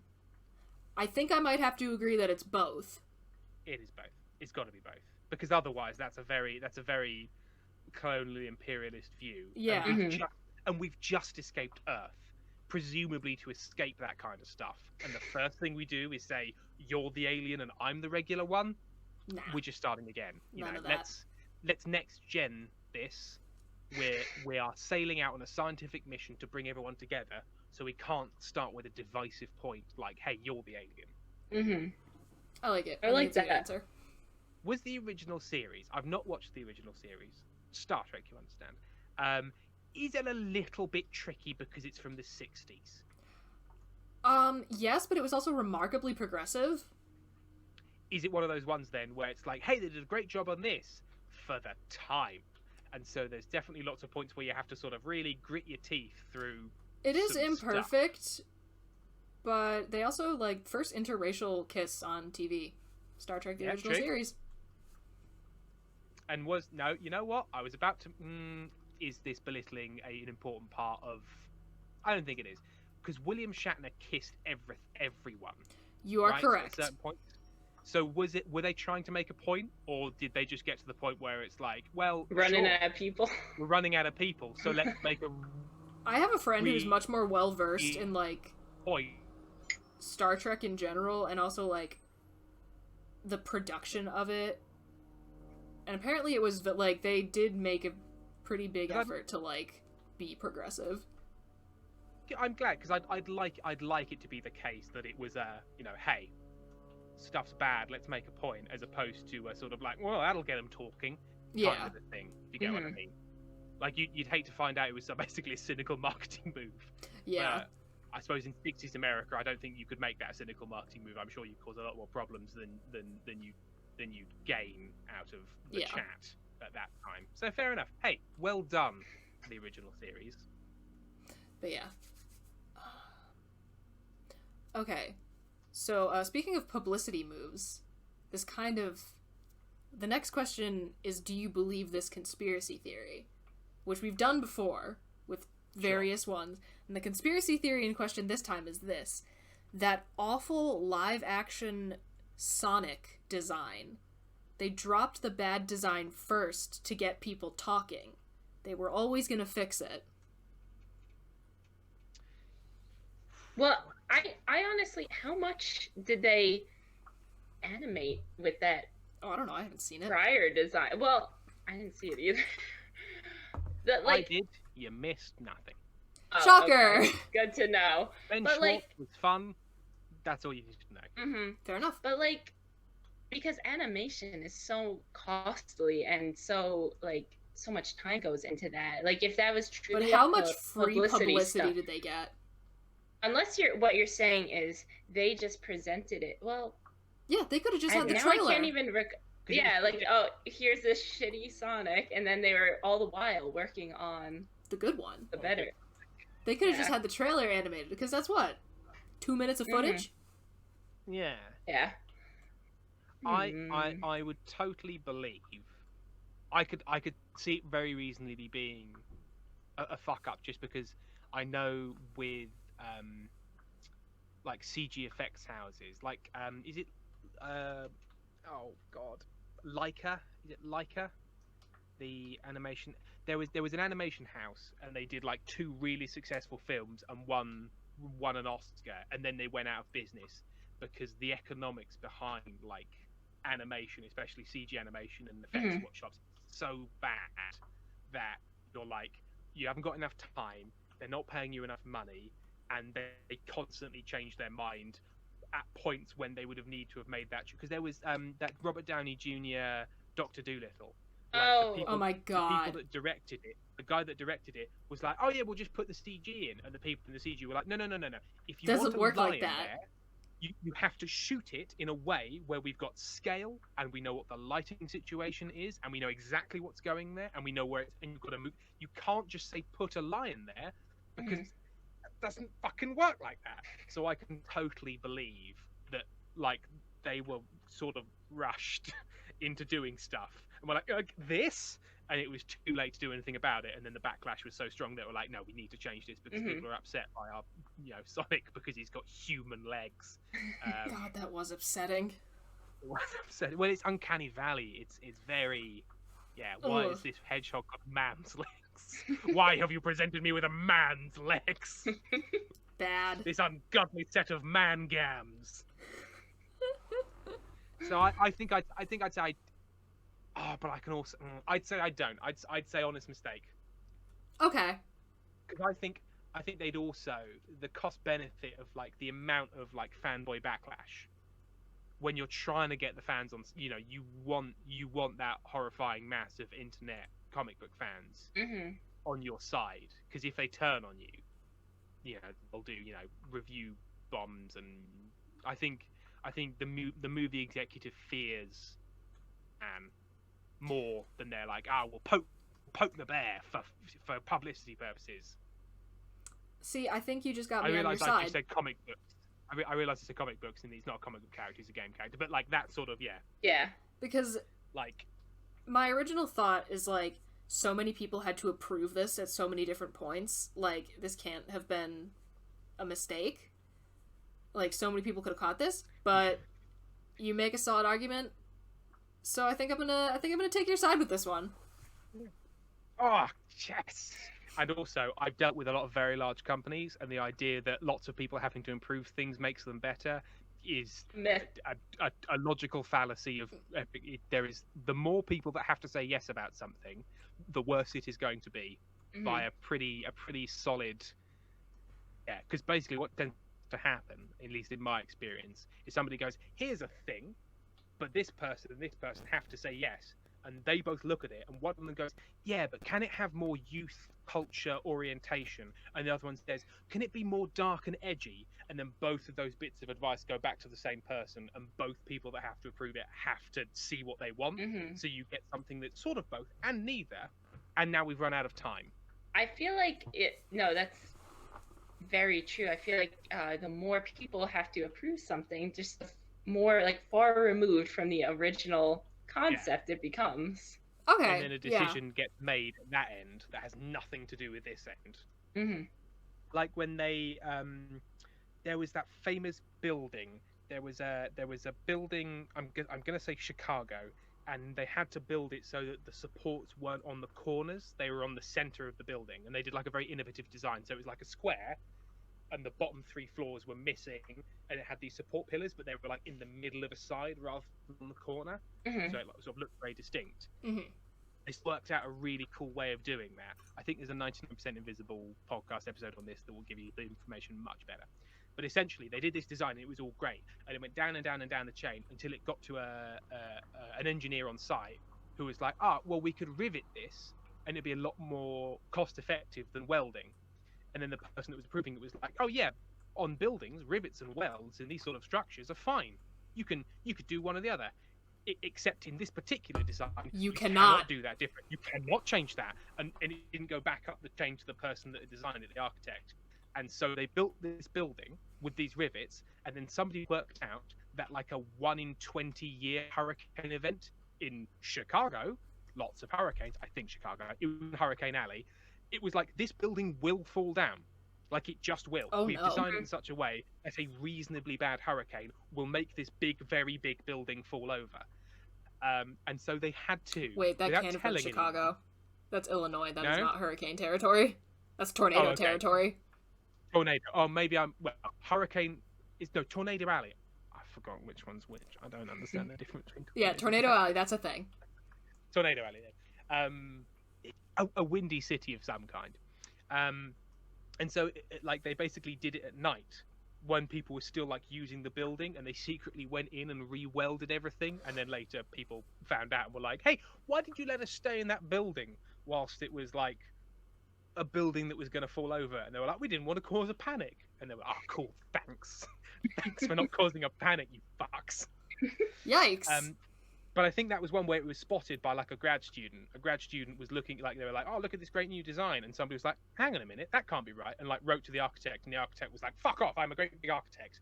And then quietly they looked into it and were like, "Oh shit, they're right." Oh, fuck. Yikes. Yikes. Okay, hard left it's turn. It's another edition of Tim's half remembered podcast episodes. Love it. Hard left turn. Can water with crushed ice be considered water with pulp? No. What's the definition of pulp? Gonna have to Google that. Pulp? I feel like pulp is like it's not a liquid-based substance. There's gotta be like, you know. Pulp is the leftover solids. Yeah. the of whatever. Well, hang on a minute. If you could take like a solid block of ice and melt it in such a way that like it left some crushed ice bits in it, then you had a solid object, you liquefied some of it, and then some hard bits remain. That could be pulp. I mean, I feel like if it's gonna melt at some point, perhaps sure. it. But hey, don't we all? So is like crushed is when we jump into the earth. We jump into the earth. No, but I feel like what about crushed ice? Is that just like water pulp? Like, or is it water bones? Is water without ice boneless water? Boneless water, deboned water. Deboned fillets of water. Did you get a pulp definition? Yeah, I've got a soft, wet, shapeless mass of material. But I feel like that's talking more about like making like paper than like when things happen to fruit. Although I suppose it is a soft, wet shape because it's like leftover cells. Yeah. It's like the walls of the cells that contain the juice. And that is, especially with, for some reason, my eyebrow raising, a very upsetting phrase. Yeah. So I think no. I think the answer is no. I feel like that's something you drop onto the Twitter timeline just to like have everybody like be really uncomfortable and then leave. Yeah. Chaos. Yeah. Hey, is ice a wet, shapeless mass in your drink? Discuss. And wet, shapeless mass is what they called me in high school. So I didn't even go to high school. I went to secondary school. I mean, technically, ice does have a shape. Like it doesn't have. So was that the pulp definition? Wet. Yeah, although nothing is shapeless. Yeah, true. Everything has, even gas has a shape. What about snow? Is that just water pulp? I mean, that's water shavings. Shavings. Like whole shavings. Interesting. I Deep feel like if thoughts I here. had to choose between the two, out of ice or snow, and equating it to pulp, I feel like snow wins. fits the definition a little better. Yeah. Because she's soft. Yeah, you're probably right. She's soft. Snow? She's soft. TikTok and Twitter have like rotted my brain, where I just call inanimate objects like she and he, or like saying like we, like I'll pass like just like a random ass tree and just be like, oh, we love her. Yeah. It's so bad. It's like when I first heard the phrase "dummy thick." I'll just start referring to everything as dummy. I don't care. It's a fun phrase. Look at the cup. It's dummy thick because it's earthenware. Trexel, I'm trying to sneak around in the vents, but I'm dummy thick, and the clap of my ass cheeks keeps alerting security. The clap of my ass. My canonically swole ass. My canonically, it's a big shelf. It's a flesh shelf, and it won't quit. It refuses to quit. You know, because it's in a very strong union, and you can't get it to quit. I like had to explain to her like why the clone is like canonically ripped. You know what? That was entirely an accident. Because Ben was like, I'm doing this. And I was like, okay, well, I'm not going to say no to you because that's the whole point of improv. And then it's like, we can build this in. And that's where most of the plot has come from over the years. I love that. We say something and then we're like, oh, we should probably build this in some way. But yeah, that was an interesting conversation. A lot of things were an interesting conversation, especially like the Hartro foot thing. Entirely Jenny's fault. We held no responsibility. She introduced the foot thing. He merely ran with it constantly and wouldn't drop it at any point. So I think that's Jenny's fault. Noted. And also, it's how we learned how to do the audio for that. Because if you're doing that, you have to stuff your fist in your own mouth to make it sound like you're talking. Because it's very difficult to pretend like you're talking around a mass. Yeah. It's well, but if you go, it's the muffling. That's the truth. I'm talking about my art. So if you could all look thoroughly impressed about the art, apparently when they were filming The Elephant Man, part of the prosthetic like went in his mouth to like mess with his speech patterns. Sense. Another David Lynch film, probably his most accessible work. I've not seen it. Oh, 10 out of 10. Like the most publicly consumable David Lynch piece. I'll give it a whirl. Absolutely fantastic. Also, Anthony Hopkins is in it, and John Hurt. Great time. Who plays Merrick? John Hurt, and I think Anne Bancroft is in it as well. Like a lot of big names. Yeah. Which is funny because that was like one of his first like not for art house cinema creations, and somehow he managed to bag all those people. You really need to make some money, John. Dave.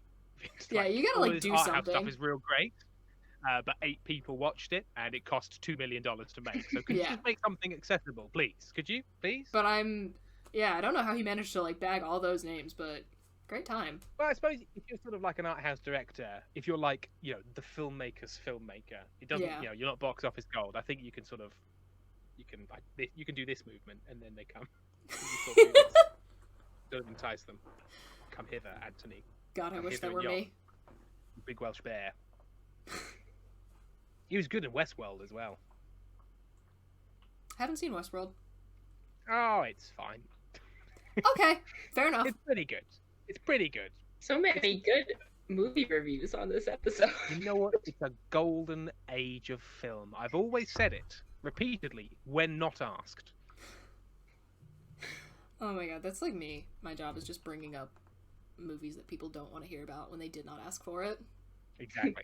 It's the true human pursuit of greatness. I like it. Enjoy my stuff, whether you like it or not. All right, That's why you so start your own podcast. No one can stop yeah, you. exactly. And like everyone asks me like what I'm doing, I'm like, well, I've reached the I started a podcast phase of quarantine, so Yeah, you're at that level. That says a lot about my mental state.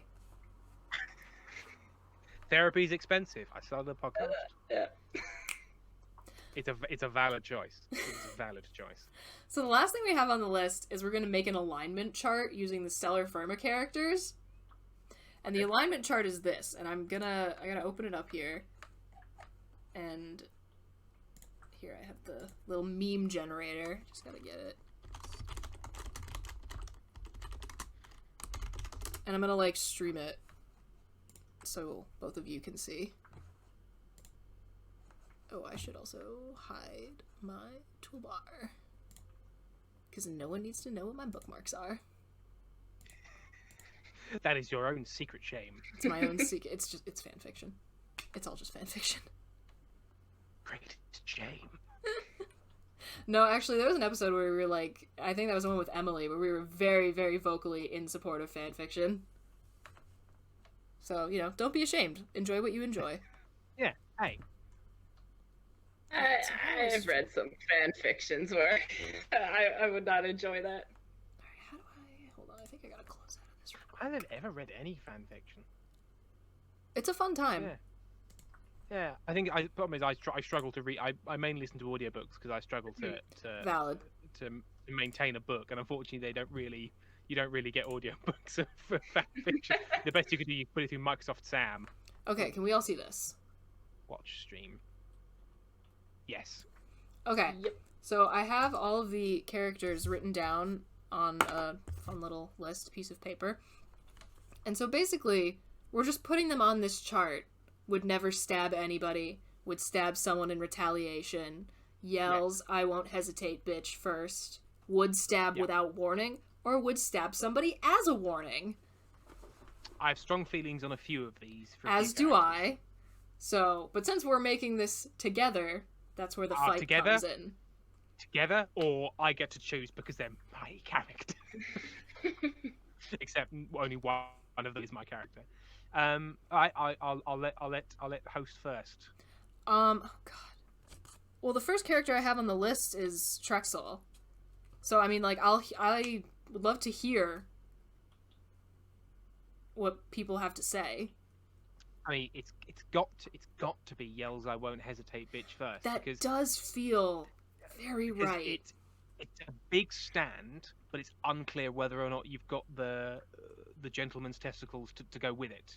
In terms of, like, I feel like Trexel talks a big game a lot of the time, and yet has very little follow up. So he might stab you, but only if he's absolutely certain that there will be no risk or danger to him down the line. So he's not sort of like stab as a warning, not like without warning either, because he wants to gain something from it.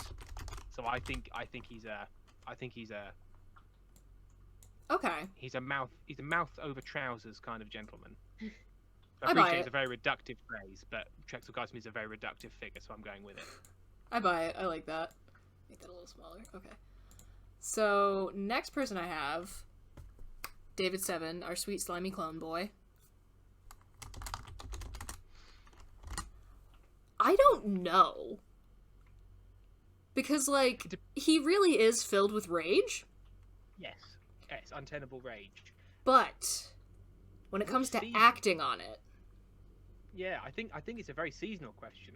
Season 1 never would never stab anyone. Nope. Season 3, I think we're getting to retaliation. Yeah, okay. I mean, I don't know.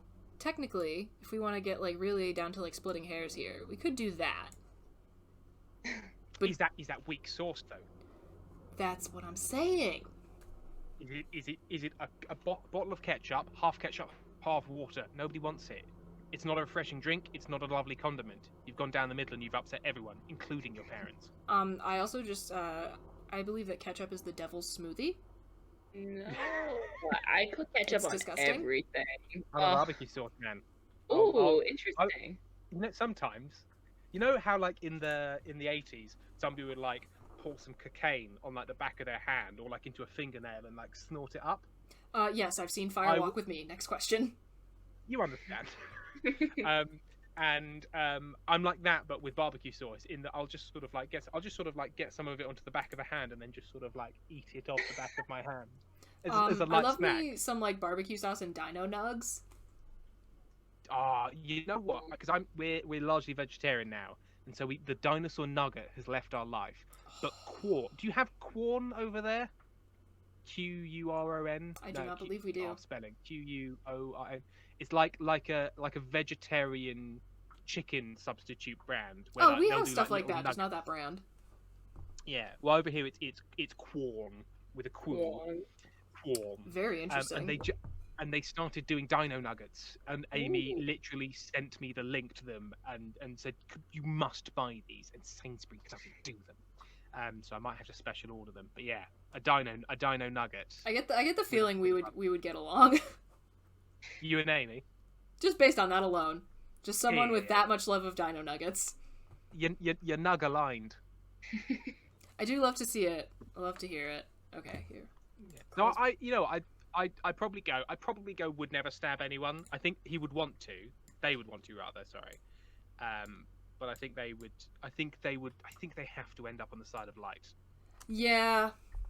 Especially with the whole clone revolution bit. That seems a bit counter-revolutionary. Where have we got to in the I've got to be careful about what I say because I can never remember where we are in the release schedule. What's happened to the clone revolution at this stage of release? Went and talked to all the other Davids, and they're kind of just like useless, shapeless little pudding boys. So we've got past that bit. Okay, and we've got some ennui post that. So he's in flan stage. And now we're kind of moving past that, but then we just got an intercepted transmission from Galactonium, which I'm really excited about. Oh, it's very exciting. Extremely. I know secrets. I know you do, and it's taking all of my strength not to ask. Please don't, because I'll forget and say it out loud, and then I'll be in trouble. I won't. And here's the thing: I don't want to know for myself either. Like I want to know, but I know it'll be better. And also, I had to. We sent over the thing, and like, because we sort of like do a little bit of a trail of sort of like all these things coming in, and then that person's name just made it into the credits. I was like, no, the whole point of this is it's a surprise. We cannot the week before they turn up just put it in the credits. Yeah, that kind of doesn't help. Hopefully that has not been because I've said don't include it, but I also said don't misspell our name on the merch because I know we had a misspelled title and that didn't make it through to the person that was controlling the merch. So we'll see. Oh boy. We will see. All right. So the next person, Hartro, Queen, Hartro Piltz. Love her. Yes. I feel like I'm just saying that about literally every character. I'm glad that you like the characters. Absolutely. I think she would. She would. Well, I just don't know because she tried to. There was an attempted murder. But that was in retaliation for years and years. And I mean, and here's the thing: I'm not saying the attempted murder wasn't justified. Yeah. Which is because also is are we only allowed one for each? No. Is it very much? We have more people than we have categories. So it would be between stab someone in retaliation and would stab as a warning. I would say. Interesting. I like as a warning, but that also feels like a little bit much. Because I think, not to read ahead, I think Imogen is as a warning. Interesting. Because Imogen is very much like, I'll kill you. I don't mind, but it is an extra thing that I have to do. So, Maddie, do you have any thoughts? I know this is asking a lot of you because you met these characters 2 days ago, but I want you to be included. I would say in the middle of the two, honestly. I don't think we can physically demonstrate that on this chart. Why do you think it wouldn't be stab someone in retaliation? I'm leaning more towards retaliation. I don't know if I'd agree. Like the fact that she thinks punishment is like just like exercising a personal fetish of hers. Well, it's never been established whether or not Hartrose actually is it just the only thing that works on Drexel. Because I don't think Hartrose ever like. Why else? I love this. Yeah, and I know Jenny as an actor is very much like, ooh, I wish we hadn't started this. And in improv, there is definitely a blurring betwixt character and person. Yeah. Because upsettingly, Drexel Geisman is basically all of my worst instincts melded into one character. You know what? As one does. As one does. It's like Alan. Do you have Alan Partridge over there? No. Alan Partridge is a tremendously successful character of a guy called Steve Coogan, who's basically like the worst kind of small-minded radio show host, who's just sort of like, I don't get feminism. Maybe it was because I was at the shops. Sort of a kind of a guy. Like, okay. He's not like actively being horrible in public. He is horrible, but he's sort of like just very small-minded and self-obsessed, but also shit. And basically, after a while, there's definitely things that Steve Coogan thinks in, you know when you're like a bit tired and something happens and you think, oh, this, and then you go, oh no, not that. Yeah, no, that's something I'm saying because I haven't eaten. Like, you get a lot of that. Mm-hmm. Again, this would make much more sense if either of you who Alan Partridge was. I think I get a the English viewers.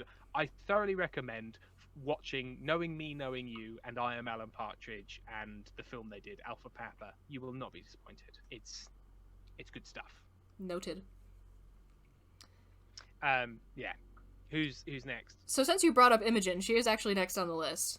Hold on, I'm gonna add text and actually put in all the little dots. Does that actually stand for anything, or are we just... You know what? Because it was Imogen, the actor's name. Yeah, Imogen Harris. He was sort of making reference to the thing that Johnny did, where he just kept naming people after their actual names and making things very difficult. Love that. And I did come up with, I think Ben and I came up with an acronym for it, and then we didn't save the document. And oh no! So it just stands for Imogen. Oops. It stands for Imogen, Mojin, Ojin, Jin, and... Well, if I ever come up with something, I'll let you know. Yeah, absolutely. And I wish, because I remember being really fucking pleased with myself when we came up with it. So I was like, yeah, that actually works. And then we just didn't save it in the fucking document. So, yeah. Ouch. Oh, man. Ouch. I think it's better this way. It adds lore, the lost definition. Ooh. But I think I've made my feelings clear on Imogen. So what are other would people's stab thoughts? as a warning. I feel that, but I don't know if they would stab David Seven as a warning. Like, but just David Seven specifically. Like anybody else. I mean, it's come close. It's come close, but I have seen a lack of follow through on Imogen's part. Like they're always alert in security. Have they ever shown up?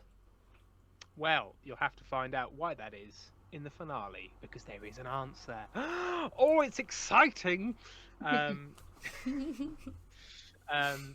but the thing, I think Imogen, because there is a point at which Imogen does, like, start to fire the guns, and then it turns out that the guns are out of ammo.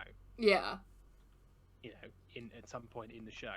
Spoilers, which you can't say after you've said the thing, but it's about a season ago now. So I think there is a certain amount of like, don't do it, please don't do it. You've left me no choice.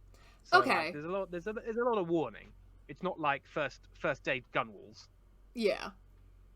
I don't know. I'm being very domineering because I have such strong opinions about these characters because I've had to deal with them of course you for do. 3 years. Also, no, you know what? I'm not going into that. I've already been into it on a podcast, and people are going to start worrying about my ability to let things go. So, I'm not going to talk about that thing. Goodbye. Okay. Noted. There's a podcast. There'll be a one-shot podcast that Ben and I are on that will come out at some point in about 3 months, and you'll understand what I'm talking about when that comes out. Okay. So, noted. Fine. Noted. Everybody's been noted. Tim's a very good guest. All right. I think I am going to kind of agree with would stab as a warning. but like after a lot of warnings. Like stabbing is probably your last warning with Imogen. Yeah, I'd say so. I'd Okay. say so. And would it affect David? It'd just snap the blade, as we've seen. Yeah, really. My boy's so thick. Yeah. Whereas Trexel, he's soft. He's so soft. V soft boy. He's soft. Why do I talk like this? Why has the internet rotted my brain to this point? And I also enjoy the feeling of using these phrases and being very, very remotely acquainted with their definitions, which occasionally gets me in trouble. Because sometimes they mean very hateful things and I don't know. Yike. And I get overexcited and use them. Anybody who's watched the streams will know when I've had to be told about that. Oh boy. Oh dear. Oh boy. Okay. Who's next? Next, we've got Bathin, the man, the myth, the legend. Ah, Bathin. Excellent Bathin. Great. Come on. It's great Duke if true. I'm hearing Trexel right now, not Tim. Oh, what a fuck! I'm not allowed to swear on the podcast. That bastard. Yeah, actually, now you can do all of the swearing that Trexel is repressing. You fuck boy. You're a fuck boy, Bathin. Get in an airlock. I mean, come on. Bathin's chill. Yeah, I don't think Bathin would ever stab anybody. No. Maybe, you know what? Maybe Bathin's people, without the knowledge of Bathin, because again, Duke, we're talking about, a feudal system here. This is true. And even if the dictator of a feudal system is benevolent, is benevolent, as we learned from Terry Pratchett, it doesn't matter if the next in command is evil in the name of the king, then it's all fucked. So, but Bathin personally. Yeah, I don't think he'd ever stab anybody. Maddie, would you like to I feel so bad. Opinion edgeways? I feel like I'm learning so much though. Okay, well that's something. This side take, and then when I listen, I'll be like, they were right. Yes, I remember that being interrupted with that opinion. Yeah, I remember. Okay, next person. Number 1 of standards. Oh, sure. Yes. Where do we put that? I think number 1, along with number 48, would sit. You know what? They'd be on either side. Like number 1 would be stab without warning, on the side of would stab as a warning, and number 48's got to be would stab without warning on the side of yells I won't hesitate, bitch first. And I think that works intensely well. I was gonna say number 48 as a solid would stab without warning. Yeah. Just because of the amount of talking about murder hammers. Oh, I love because Rachel, my brother's wife, who plays, is sort of quite a not shy, but not like the person that would yell, "I'll kill you, you bastard, I'll kill you." Yeah. And so sort of coaxing the anger out of her in the recordings can you say that more as if you're an evil goblin? Is a direction I have to give quite a bit. I love that. It sounds like such a fun time. I would love to unleash my inner evil goblin. Oh, it's a good time. Yeah, I'd agree with what you've done there. I like this. Because number 1's more Machiavellian. Yeah, they've got... There's plans there. Number 48's kind of just they are essentially a weapon. Yeah. Number 48 has no end goal. You just kind of Number 48, you wind them up, point them in the direction that you want the stabbing, and let them go. Yeah, number 48's your Hulk. Yeah.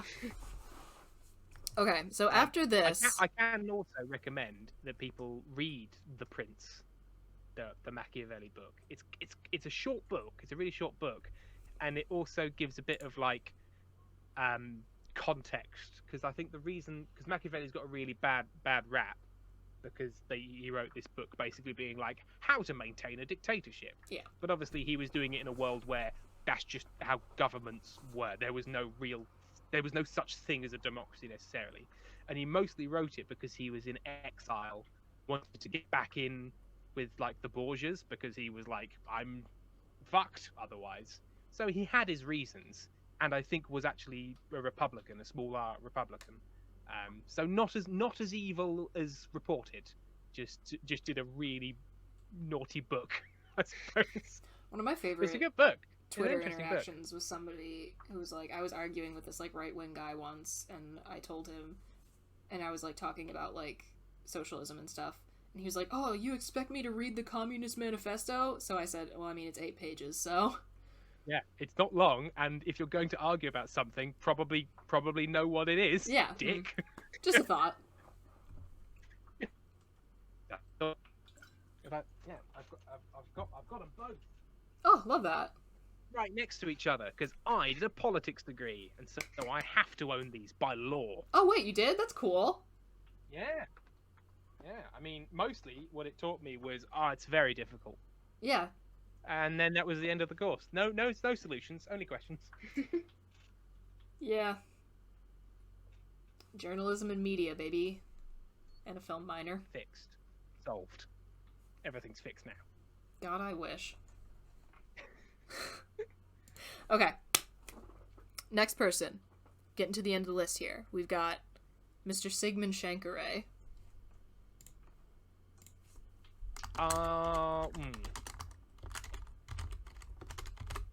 Maddie, have you got to Sigmund Shankaray? No, I have not. Oh. I tried to give her some episodes, just be like, don't listen to this, context doesn't matter, just meet this character. Let it wash you. Yeah. I think Sigmund's a coward. Sigmund's just Sigmund's just getting by. I don't think Sigmund would stab. Okay, I buy that. I don't think he's got the guts. See, a little bit, I'm like a little bit like maybe he would because he makes so many threats, but like, would the man actually follow through? No, I think he threatens on the behalf of other people. Like he's like, I'll tell on you, and they'll do a bad thing. Yeah. But I don't think Sigmund's getting blood on his loafers. Slimy boy. He's a slimy boy. And not in the good way that David is. No, he's not this good. He's not this good slimy boy. It's fun because obviously we've got the pronouns of David were like sort of started sort of he, him / other, and is very much sort of ended up as sort of like he, they, or just they, depending on player's choice, because obviously it's an evolved character. Mm-hmm. But all of the language I have to describe people like ends with the word boy. Oh my god, same. And I often have a little bit of a cognitive dissonance around like, oh no, I've just gendered David wrong. It's like, but no, that's not. It's like when you say like, hey guys, let's do this. It's not like, hey men, hey all the men in here. Yeah, like, and I almost use boy as like a gender neutral term. Yeah, same. So I'm just glad it's not just me, because I often like mid-record, I'm like, oh bollocks, I've done that thing again. Yeah, I'm like always calling things like this, this kind of boy, that kind of boy. Yeah, a slimy boy. We love it. All right, so we got 2 more people. We've got Paradrak. The wonderful Alison Thea Scott. Let's see, will I spell this right? I can type. I think stab without warning. Yeah, I'd agree. They don't care. Agree. They don't care. They're drunk. Yeah, they do not care. She drank. I'm also like trying to fit these so perfectly. It doesn't matter, but I want them to be perfect. Matters to you. Matters to me. Last person, Enola.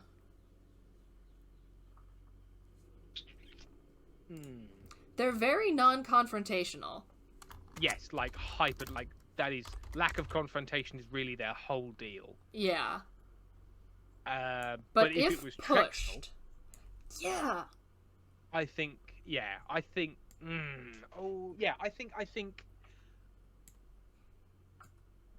I can't remember in the episode that Enola's in. Does she threaten? Do they threaten Trexel? Probably. Directly? Or just insult Trexel? I think borderline between I won't hesitate, bitch, and would stab someone. I think that would be my only. And you know what? I think it's very fitting that the only character that's sitting on the fence between 2 categories is Enola. Yep. I think that has a certain poetic. I like it. Maddie. thoughts, feelings, vibes. Vibes and vibrations. We're here for vibes and vibrations. Oh, whoopsies. There we go.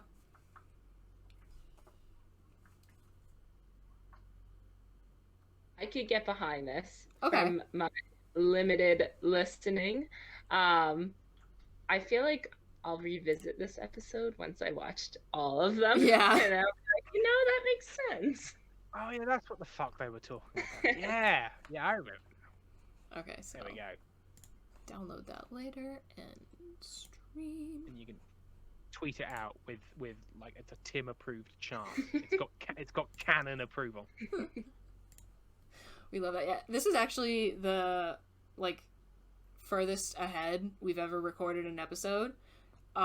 Because for us, we've just kind of been dipping into our social circles for guests at this point, and for us and our idiot friends, last minute whatever. But now. Now you've got a booked guest. Yeah, we gotta get it together. So this is the furthest ahead we've ever recorded an episode. At least 3 days in advance. Come on. Well, the actual funniest thing is that the reason that I had to try and crash course her in Stellar Firma is because we assumed that a person with an actual real adult with a paid job who does things, we assumed it wouldn't be yeah, we can do this Saturday. It would be 2 months. Well, the thing is, I very much was this will be a thing that I'd like to do, but if I'm not careful, it'll be a thing that I intend to do for months, years. So if I've got a free afternoon, book it straight in, because I never know what I'm going to be doing more than about a week in advance, which is a real headache for the people that have to organise my workload. Shout out to Katie, the producer, knower of pain. So yeah. I have got a real job, but it happens on the weekdays, so I'm free, I'm around. So if anybody else wants me to come on things and you've got a Saturday afternoon free, that's my sweet spot. Good to know. Yeah, and I wanted to guest on more things because I've not really guested on much stuff because we've been either making this show, and it's the first show I've made, so it's sort of been slightly all encompassing, or other stuff within RQ, which is lovely, but it's sort of still in the RQ universe. It still is sort of for the Stellar Firm podcast feed, so it's nice. It's just nice to do. It's nice to do some other stuff. I enjoy it. Also means I have very little that I have to sort out. I just turn up and yell. That's my favourite kind of job. Well, you're always welcome to do that here. Turn up and yell show with Bridget and Maddie. Yeah, that is essentially what it is. That's how we advertise ourselves, and whether or not that has impacted our ability to actually get people on this show, who's to say? Who's to say? I mean, don't change yourself for other people. I'd say be the you that you want to be. And good if advice. the podcast listeners come, then great, and if they don't, then fuck them. That's solid. It is appreciated. So that is technically the last thing we have listed for today. We've been going for 2 hours. Wow. Oops. This is our longest one, I think. Yeah. I'm definitely sure that when I go out there, I'm gonna have a cranky partner looking for taters. Oh no. It's gonna Our be your apologies. fault. Sorry. I'm gonna blame you both. Gladly. You're gonna get angry tweets. You're gonna get angry tweets from Amy saying, "Why have you restricted me from my access to taters?"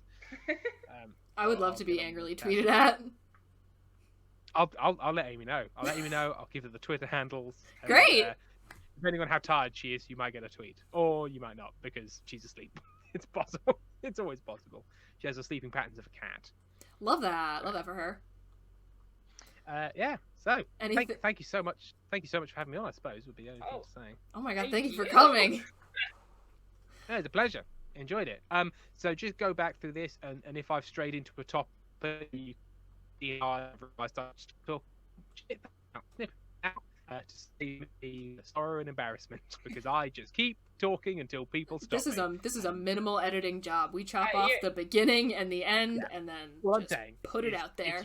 If you see anything truly unacceptable, just snip that right out. Just say, hey, Tim won't mind. He wants to remain in the internet's good graces, and he doesn't want to have accidentally implied he feels something horrible. Because I have a tendency to explore 3 viewpoints at the same time, whilst not thinking any of them through, and that causes problems. So what is, and I said something bad, it's because I made a mistake and I'm sorry. And just let me know. Very good to know. All right, so we will be back again next week. Keep a lookout for stream announcements, just sort of other stuff coming from this channel, hopefully, fingers crossed. And yeah, anyone else have any concluding thoughts?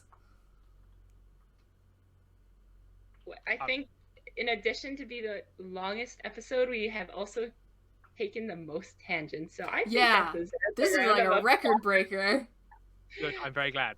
We're very good at that. I'm glad to have been part of that journey. I heard a thing once, and I'm going to say it now. Here's the backstory. Here's the backstory to the backstory. It's the pointless backstory that I'm only introducing to ignore it. All right. Bye. Bye. This week's episode of the Fighting with Friends podcast was hosted by Bridget Kelly and Maddie Robbins, featuring very special guest Tim Meredith. You can find other episodes of the podcast on Acast, Deezer, Google Podcasts, iHeartRadio, Pandora, Spotify, and YouTube. Follow us on Twitter at BridgetKelly98, at MR5MAR, and at StellarTim. Rate and review us on your podcatcher of choice. Like, comment, and subscribe to us on YouTube. Follow us on Twitch, and join our Discord community using the links in the description. You can also help support us via the Acast supporter feature. Thanks for listening!